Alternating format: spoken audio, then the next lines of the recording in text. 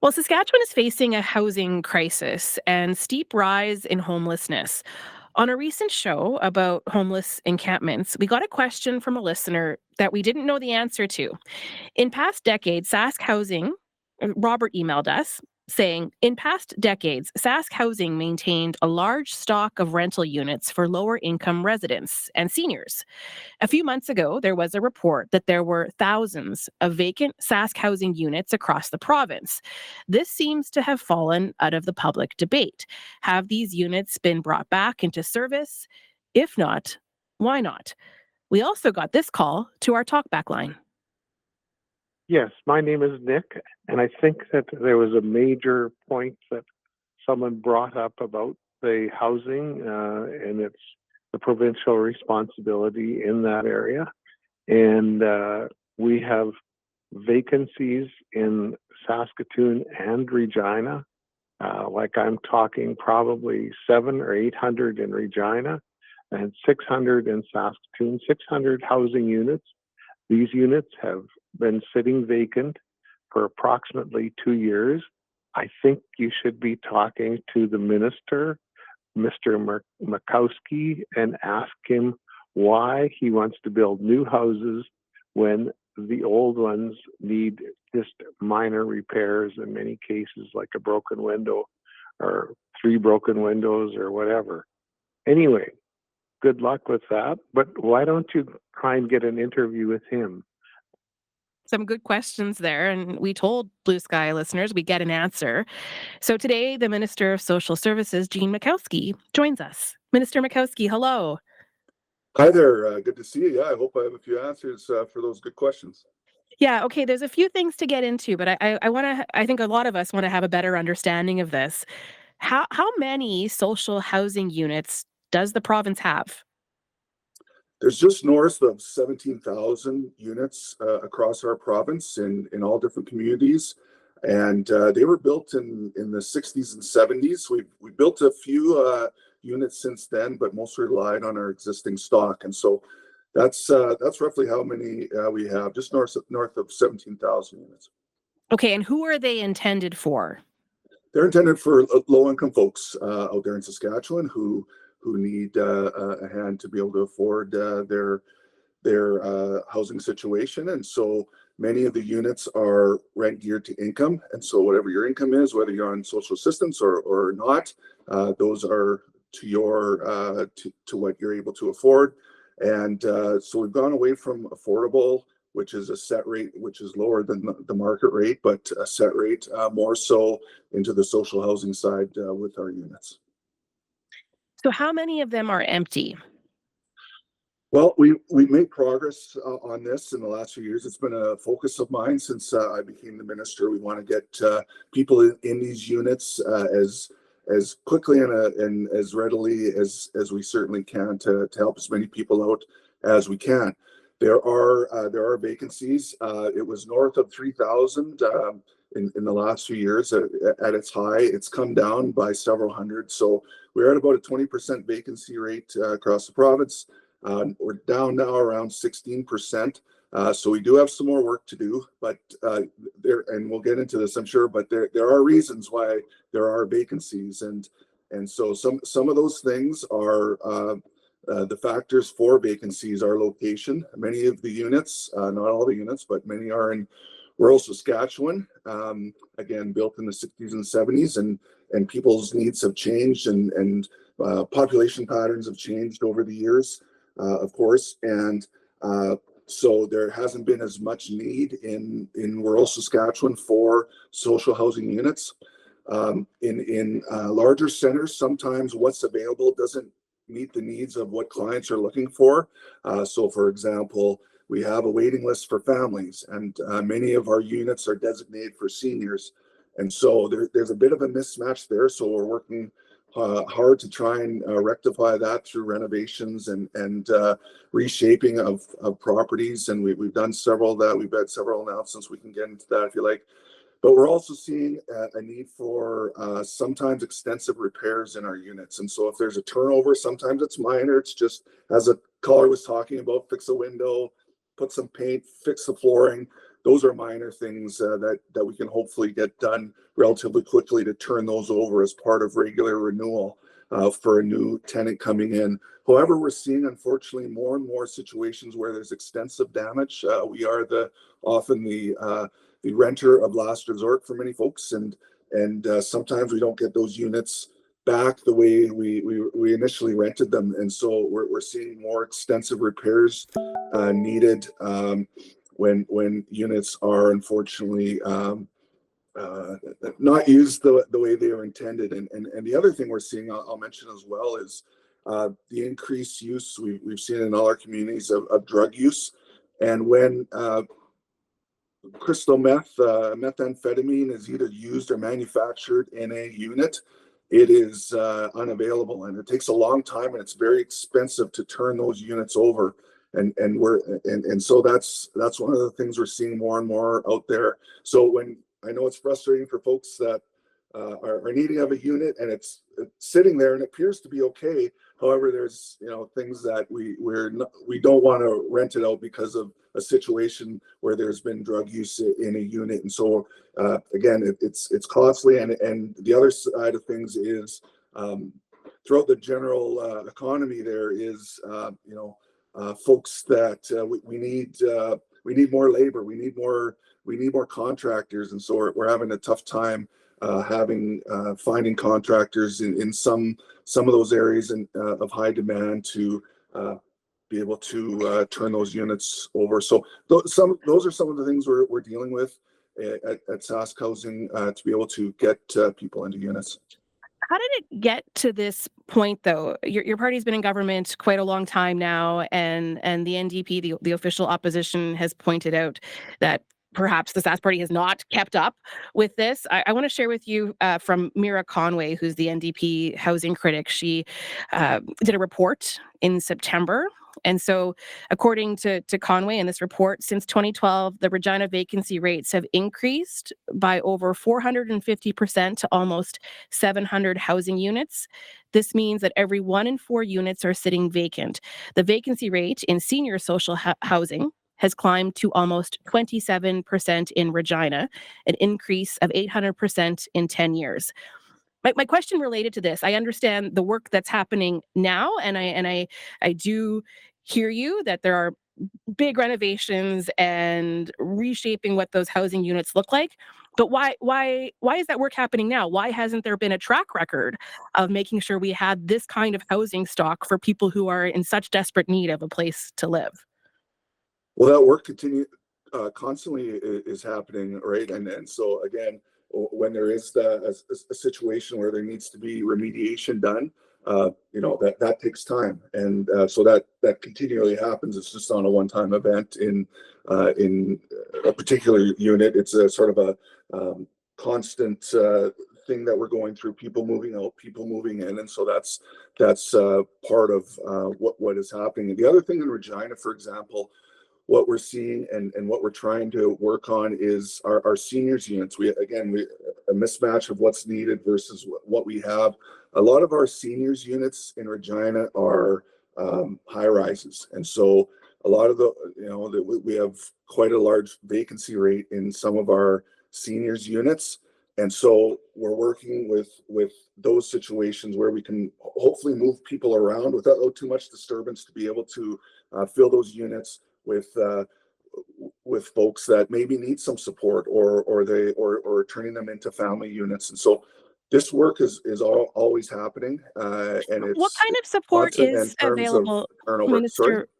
Minister Makowsky? I just want to ask you, what kind of supports are available? Because if you're ending up with units that do need extensive repairs, if drug use is an issue, what kind of supports are there for people who move into a social housing unit? Well, I guess I'd say over time, they're generally Sask housing units are for those who are able to live independently.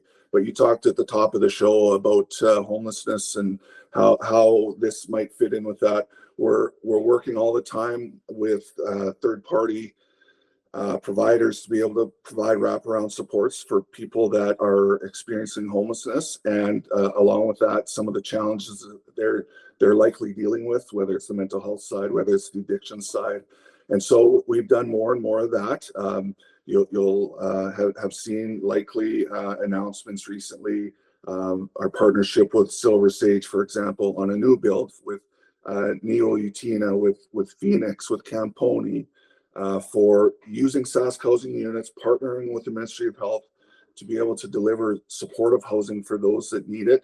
And we're doing more and more of that every day, again, to be able to have better use of some of our buildings where there isn't the or there is the vacancy, rather, in some of those seniors units, for example, to be able to move people around a little bit to have housing that best fits individuals' needs. It's not as simple as simply moving people who may be experiencing homelessness, singles, young singles who have addictions problems, for example, in with seniors. That could cause other problems, right? And so we want to be able to do this with some thought behind it, but that work is continuing every day, as well as on those folks who are low-income folks who are able to live independently. We're working on that side of things as well, on the turnover, continually turning over properties, and to be able to reinvest and we do divest in particularly rural Saskatchewan, where units, they're chronically vacant, not being able to be used by that community for whatever reason, and then reinvesting in whether it's that community to fix up units, to build new, or in other communities where there is high demand. I just want to better understand what it takes to get into social housing. Did the qualifications for getting into social housing change? Is it easier to get into social housing now? Yeah, I'd say in general, it's an application-based system based on need in a general sense. But again, to have the situation we talked about in Regina, where there's seniors housing that is sometimes underutilized in those towers, drop the age of what a senior is, looked at the amount of assets you might have to be able to qualify, and but again, also partnering with third-party agencies, community-based organizations that are able to have those wraparound supports to help people who aren't able to live independently in units. So those are some of the changes that have been made to try and attract more people into sask housing units. So as of right now, do you know the numbers? How many social housing units are vacant in our two biggest cities, Regina and Saskatoon? You've talked about provincial numbers, but in Regina and Saskatoon, how many remain vacant? Okay, so in Regina, the latest number I have is 585 vacant, but 396 are out of service. So there's 189 available. That's about a 6% vacancy rate, okay, of those that are available. Of course, I think we all agree we don't want to put people into a unit that has extensive damage, is not safe, that sort of thing, right? But Now, how can 396 be out of service when we're having all these conversations about a housing crisis and homelessness? Does that concern you? And that's Regina, correct? right, Does that that's so does right. that Like we're concern you for the city of Regina to have that many out of service? yeah, we're working very hard again with the contractors that are available, and those that are wanting a place to stay. And so 189 available, and again, that's split out. I don't have the numbers between family units and seniors units. And then in Saskatoon, there's 80 units available. That's about 3.3% available that are available, ready to rent. And again, keep in mind there's about 200 people every month or so that cycle in and out of our units, and there's that regular turnover, and that does take some time to get those units ready to go and fix. So we serve a lot of people, considering there's well over 17,000 units. We know there is work to do, and we're continually trying to get more folks. I want to, before I forget, mention that in North Central we're doing a pilot, and this has been quite successful. That's where there was a lot of our units that were available, and there wasn't a lot of demand there. I've heard anecdotally in terms of families not always wanting to move in that particular neighborhood. So a pilot was brought forward, and it offers a flat rate rent And so it's not an income test. So you can have multiple family members who might be on income assistance, or someone you might know might be able to be in that unit where normally that wouldn't be allowed. And so this has been quite successful. It's grown. We're up to 67 units now that we're using, which were chronically vacant previously. And so I think pilots like that, as well as the market in general, in terms of you said there's less vacancies out there in total. So I think we can see more and more folks moving into our units as the availability on the private market goes down as well. I do want to ask you, Minister, if you think everything is working as well as it could. You know, we recently spoke with June Drowdy, who once held your job with the Saskatchewan party. And I want to share with you some of our conversation with her, because we were talking about the direction of the Sask party, sort of ideologically, and also places where she thought that this government, your government, could improve. And one of the things that she spoke about were the changes to social assistance, to SIS. To say that that we want people to be more independent, and that so we should send them their rent checks, and then they'll just pay their rent. And we found out that that didn't work for the majority of people. So the question is, should there have been more support? Should there have been more education? There should have been. What could we have done to consult with not only the landowners, the property owners, but the people who had the checks themselves? Because we don't need anybody feeling even more vulnerable. What do you think, Minister Makowsky? Is this still the right approach? Well, I think in terms of the direct pay and what was brought up there in terms of paying an individual versus paying the utilities or the landlord or the owner or the property management company, whatever it may be, there was that change on the SIS program in late 2021. There was a change back for those that need it to have direct pay. So I want to make that clear, that if an individual is on the SIS program and they're having a difficult time, whether it's paying the utility or making rent, there is direct pay available that can be set up.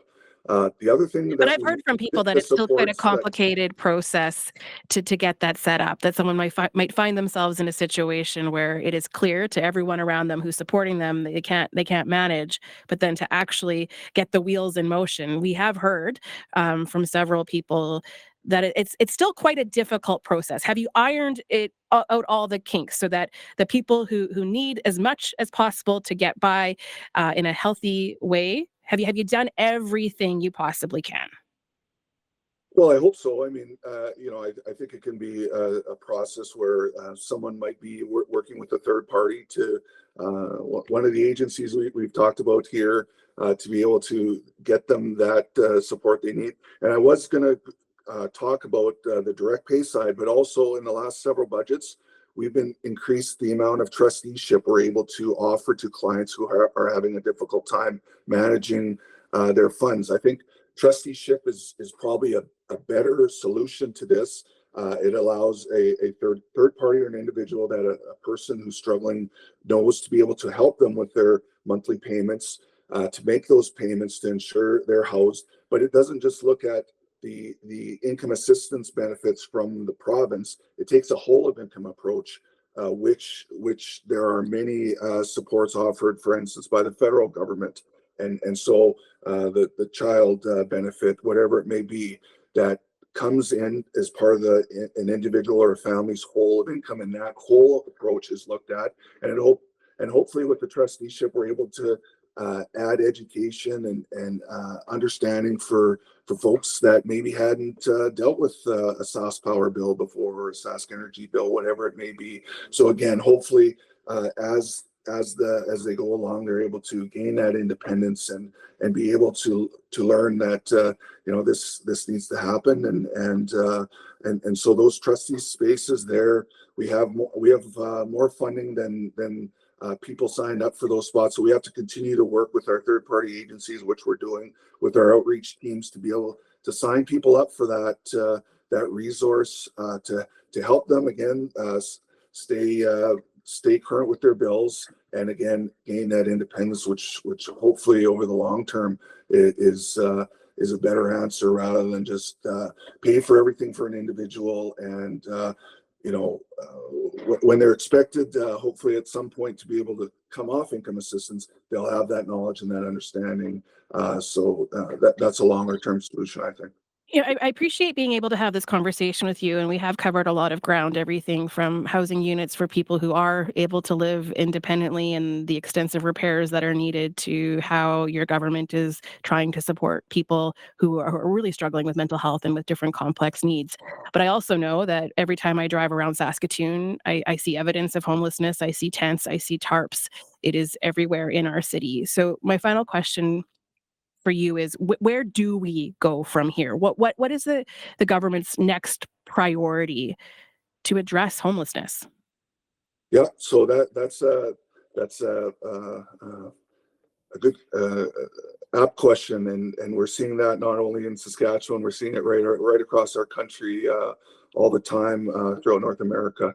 So we're aware of it. We're working hard on the housing side, but also you may have recalled last fall there was an announcement on our provincial approach to homelessness, to increase the amount of shelter spaces, to increase the amount of supportive living units that we have, as well as complex needs shelters in Regina and Saskatoon for those that find themselves, unfortunately, they are often banned or kicked out from traditional shelters for periods of time, and helping hopefully those folks in those essentially health centers, and help police and public safety on that side of things too, where we're able to detain someone for 24 hours and hopefully help that individual, but also the community around them, for individuals who might be a danger to themselves and others. And also my colleague, Minister McLeod, talked about the recovery model and how that is being expanded in short order. And there's been several announcements that he's been able to make, just most recently in Lloydminster is the latest one. There was one in Lumsden, and we're doing more and more of that. And that's the ultimate, I think, solution, is helping more people get to that recovery, to be able to move on with their lives and do what they do, and leave that addiction behind them. And so those are the areas we're working on. Certainly more work to do in this area, no question about it. We're certainly trying. We're putting dollars behind it, and we're working with our municipal partners, as well as our third party providers who do want to put a shout out to them, who may be listening. Do amazing work each and every day on the front lines, which is extremely difficult work, and we're forever grateful for those folks and their partnership. And